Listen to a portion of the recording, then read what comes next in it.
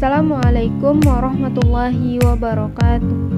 Saya Azizah Auliah, BP 2018-2260 akan membahas perbandingan pendidikan sub pembahasan sistem pendidikan negara Jepang. Sebelum kita membahas tentang sistem pendidikan negara Jepang, mari kita lihat secara sekilas tentang negara tersebut. Nama negara Jepang juga disebut dengan Nippon. Nihon terletak di Asia Timur, barat Samudra Pasifik yang diapit oleh 3 negara, Tiongkok, Korea, dan Rusia.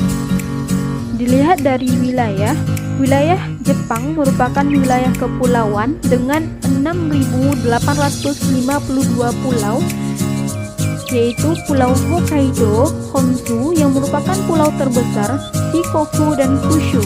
Jumlah penduduk 128 juta dengan ibu kota Tokyo. Dilihat dari ekonomi politik, merupakan negara maju kedua dengan sistem monarki dipimpin oleh kaisar dan perdana menteri. Dilihat dari militer, memiliki pasukan yang kuat yang bermitra dengan USA. Terakhir, ketika kita lihat dalam hal pendidikan dan budaya, bahasa yang digunakan adalah bahasa Jepang, agamanya agama Shinto dengan pendidikan TK, SD, SMP, SMA, perguruan tinggi. Itulah pembahasan terkait sekilas tentang negara Jepang. Berikutnya kita akan masuk kepada sistem pendidikan Jepang. Di sini kita akan membahas tentang struktur pendidikan Jepang, prinsip pendidikan Jepang, tujuan pendidikan Jepang, dan sekolah negeri dan swasta di Jepang. Dilihat dari struktur pendidikan negara Jepang, hampir sama dengan yang ada di Indonesia, yaitu memiliki tingkat TK, SD, SMP, SMA, dan perguruan tinggi. Namun yang membedakan di negara Jepang terdapat yang namanya daycare, yang merupakan tempat penitipan anak.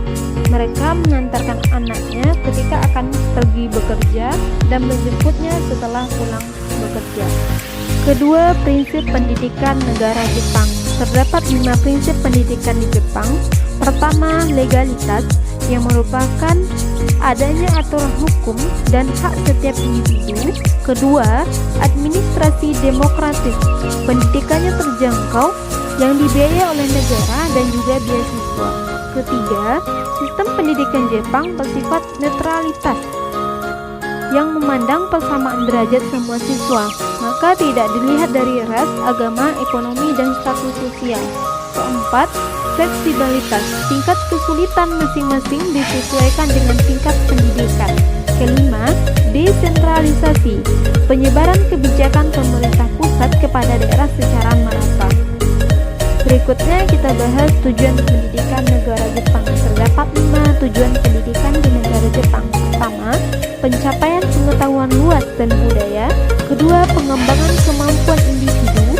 Ketiga, membina sikap menghargai keadilan dan tanggung jawab. Keempat, membina sikap menghormati kehidupan dan alam. Kelima, membina sikap menghormati tradisi dan budaya kita. Berikutnya kita masuk kepada pembahasan sekolah atau kampus di negara Jepang, negeri dan swasta.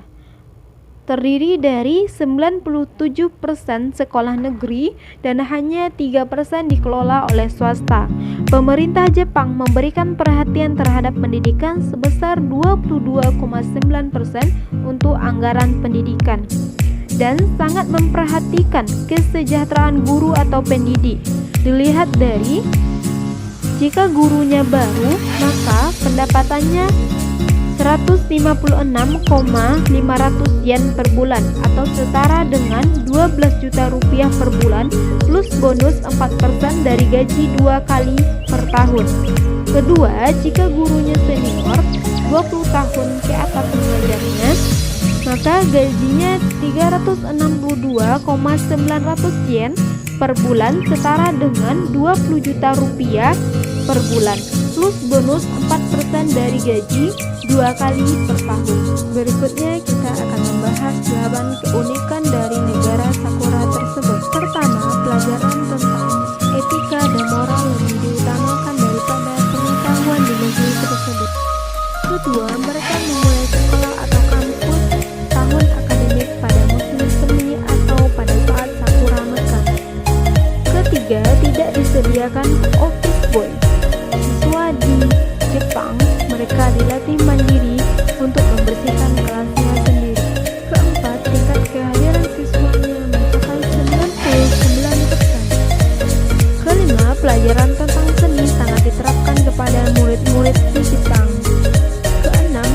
dan siswa yang tinggal kelas.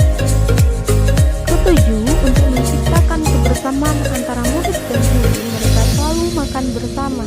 Kedelapan, tidak ada yang namanya membedakan, semuanya dianggap sama. Sekian penjelasan tentang sistem pendidikan di negara Jepang. Semoga bermanfaat. Terima kasih. Assalamualaikum warahmatullahi wabarakatuh.